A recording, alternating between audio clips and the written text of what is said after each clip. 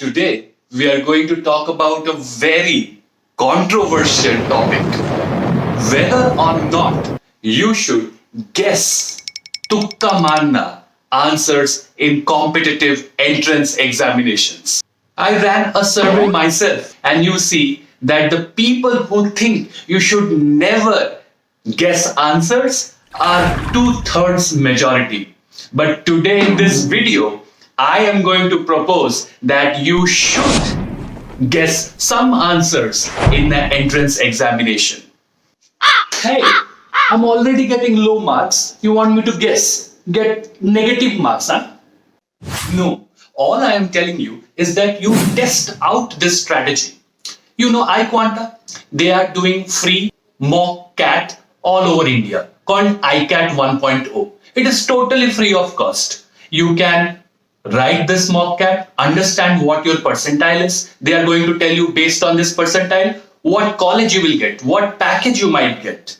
They will do AI analysis, video analysis of your mock, and all of this they are doing while giving away iPads and 3 lakh worth of other vouchers. Now, you can totally test out this strategy in that MockCat. If it works for you, keep it in your arsenal. If it does not, throw it away. When you start answering your question paper, you should start guessing the answers right away. A, B, C, D, C.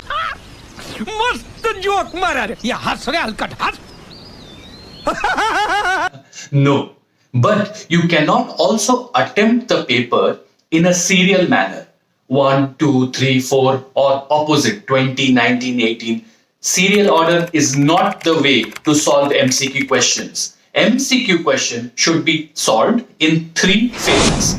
Number 1, look at all the questions. Now, seeing some questions, you will feel this is solvable within 30 seconds, 1 minute. Do it right away. That is phase 1, solving the easy question and moving on, seeing all the questions at one go. Phase 1 done. Phase 2 is about going back to the questions you marked as medium difficulty, attempting those. And phase 3 is about attempting the hard questions, only when the easy and the mediums is already done, and attempting questions which are educated guess. कौन है ये लोग? कहां से आते हैं? Now you might be thinking which questions to make those educated guess. Of course, golden rule: you cannot make a tukka guess if you have not eliminated 2 options already. If you have not eliminated 2 options, this is not going to work for you. Second is, you should employ tukka only to about 10% of the paper. So 66 questions, you should think of only 6 to 7 questions where you have been able to eliminate 2 answers. This is your broad area of tukka making, guess making. Now, the first type of educated guess is the distance option. Now, many a times, let's say in DI, you will face some questions where the options are 2, 3, 5, 31. Most of the times, 31, which is a farther option, is not the answer. Then there are synonymous and antonymous answers. If the 2 options are wavered, but 2 options are close, like 2 options may be happy and bountiful. Now these are positive words. So the options itself tell you that the answer may be between happy and bountiful. Similarly, there can be some options which are antonym. Let's say the answer is happy and sad. So the answer might be between these 2. Then there are options which would be like 1441, 1141. So when the letters or the numbers are close enough, it makes you think that, okay, the question setter is trying to pull me in. In these cases also, the answer would be between these 2. Now, these are not set rules. You cannot play by these rules. Remember the golden rule. The golden rule is that you cannot second guess an answer if you have not eliminated at least one option by then. Now, to the most important, essential part. Which option is mostly the answer? A, B, C, or D? This is a place where a lot of research is already done. And if you have read the book, Rock, Paper and Scissors, now this has gone through a variety of question paper all throughout the world, and they have found out which option is most likely to be your answer. And it is B. B for boy. It does not mean that you mark every answer as B and come forth. It is just a helper that just in case that you know that you are lacking behind, you are not able to eliminate the option, you just play with one of those. Don't do it for the entire paper. So B is most likely the option, the answer based on research.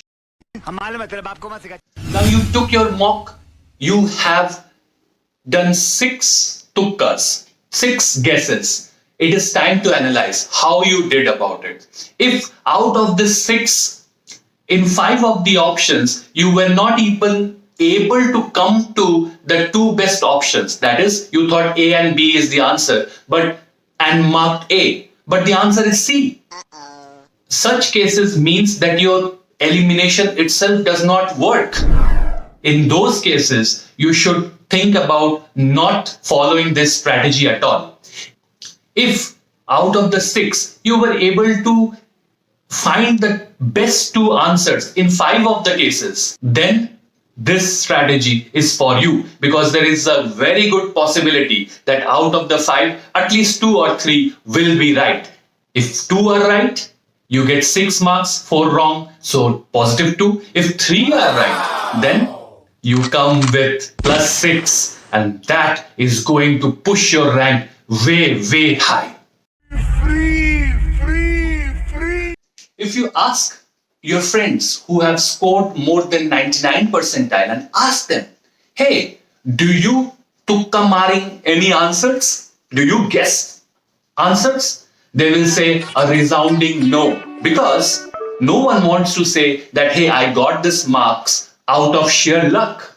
No. But if you just twist the question and ask them that, hey, did you make any educated guesses? Yes. 99 percentilers and above have to make educated guesses. They will get stuck in some RC, some DI, but they will choose the answer that according to their intelligence says that this is the best answer. And since they got it right, it is because of only that reason that they are in 99. So tukka nahi maanna, but educated guess zarur maanne hai. Let me know if this video was able to add some value to your strategy. Again, this is not a set formula. You have to understand that you must play with this strategy. See whether you are able to second guess, and only then add it to your arsenal, or this might backfire. See you in the next one.